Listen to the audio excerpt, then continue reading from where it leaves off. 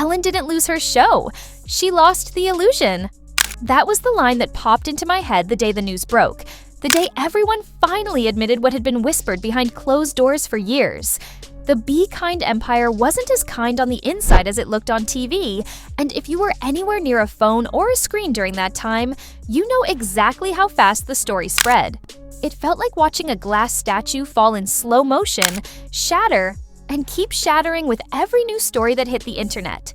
For years, Ellen DeGeneres had built a brand so shiny, so cheerful, so endlessly positive that it almost felt impossible to challenge. The dancing, the giveaways, the celebrity jokes, the hugging of audience members, every bit of it created a world where kindness wasn't just the message, it was the product, and that product sold. It sold brilliantly.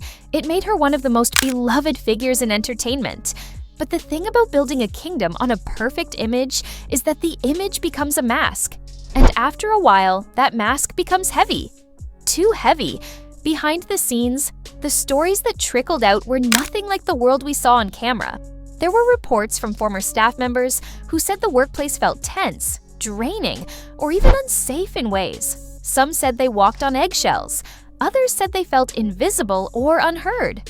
Whether every story was true or exaggerated, the pattern rang loud enough that people stopped asking, "Is this real?"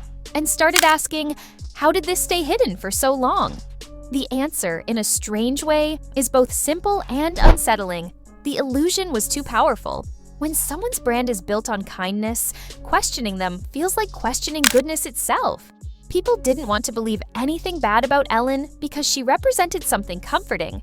She represented the idea that you could be wildly successful and still be a good person. She represented the dream of being famous without being corrupted by fame. So when the allegations finally burst into the open, it felt like a collective betrayal. Not just of employees, not just of fans, but of a cultural idea we wanted to believe in. There's a philosopher named Jean Baudrillard who once said something that fits almost too perfectly here. When an image becomes more real than reality, the person behind it becomes trapped. And that's exactly what happened. The Ellen people saw wasn't Ellen the human being.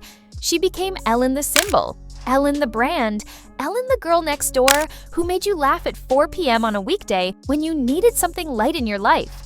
Once a symbol becomes a prison, you don't get to step outside it without shattering everything it stands for.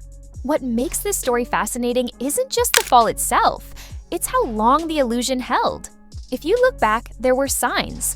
Little jokes celebrities made, awkward interviews, accidental moments that didn't fit the Be Kind image, but people brushed them aside because the illusion was comforting. It felt good. It felt safe. And in a world full of chaos, the last thing anyone wanted was to believe the smiling woman on TV was anything but genuine. But illusions, even the brightest ones, always crack.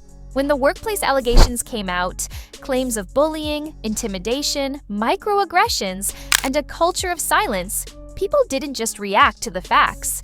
They reacted to the breaking of a spell. And once a spell breaks, it's gone forever. You can fix systems, you can apologize, you can rebuild teams, but you can't rebuild an illusion that depended on everyone believing in something perfectly pure. And that's the heart of the problem. The brand wasn't built to survive real human flaws, because real kindness isn't a performance. It's messy, it's inconsistent, it has bad days. But Ellen's brand didn't allow bad days. Her job was to deliver sunshine, endlessly, daily, without fail. Nobody can do that, not without cracking somewhere. But there was another group, people who saw the entire situation as a cultural wake-up call. A reminder that workplaces, even the ones wrapped in glitter, can hide a lot of pain. A reminder that abuse doesn't always look like screaming or threats. Sometimes it looks like fear. Sometimes it looks like silence. Sometimes it looks like trying to survive in a place where the rules change depending on who's in the room. There was something oddly symbolic about how Ellen's story unraveled. It wasn't one big moment. It was a slow, steady peeling back of layers. One interview here, one staff report there, one celebrity comment that suddenly didn't seem like just a joke. It built like a wave until it was too big to look away from. And once that wave hit, it exposed something deeper. Not just about Ellen's show, but about how we create and consume celebrity culture. The truth is, we expect too much from the people we put on pedestals. We expect them to be flawless versions of the values we wish we could embody ourselves. And when they fail, the disappointment feels personal. Don't mistake an image for a person, because when you do, you don't just lock them into the illusion, you lock yourself into it too. And the breaking of that illusion hurts everyone. Ellen didn't fall because she was uniquely awful. She fell because her brand didn't allow space for her to be human. The workplace issues, the culture, the silence, those were real problems and they needed to be addressed. But the spectacle around it, the shock, the outrage, the way people acted like the world flipped upside down, that happened because we believed in something too perfect to be true. When the mask becomes the prison, eventually it breaks. And when it breaks hard. The strange thing about illusions is that they don't die all at once. Even after the stories were out, even after the show ended, there were still people clinging to the memory of what Ellen represented. They argued that everyone has bad days, that workplace culture is complicated, that the media blows things out of proportion. And some of that may be true, but nostalgia is powerful, and it can blur the lines between what we want to believe and what actually happened behind the scenes. It also raises a bigger question. Why do we demand perfection from public figures in the first place? Maybe it's because we grow up watching them, letting them into our homes every day. Their voices fill our living rooms. Their jokes become part of our routines. They feel familiar, safe, almost like friends we'll never meet. So when a story challenges that comfort, it feels like losing someone we thought we knew. But the truth is, we never knew them. Not really.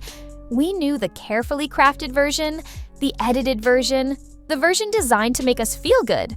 And that's not a bad thing. Entertainment can be healing, uplifting, necessary. But problems start when the public forgets that behind every bright stage is a crew of real people whose stories matter too. And maybe that's the biggest lesson of all. We can enjoy the illusion without ignoring the reality. We can appreciate what a show gives us while still caring about the people who help create it. We can cheer for joy without excusing harm. Because entertainment doesn't have to come at the cost of someone else's well-being. In the end, what happened to Ellen's show wasn't just a collapse. It was a recalibration, a reminder that kindness isn't about what you show, it's about what you practice. And that no brand, no matter how lovingly packaged, can stay perfect forever. Illusions fade, people remain. And maybe, just maybe, that's where the real story begins. It also forces us to face our part in this. We praise perfect images, then crumble when they crack. Maybe the first step toward healthier expectations is remembering that every public figure is still a person underneath. If you enjoyed this deep dive, make sure to subscribe so you don't miss the next one.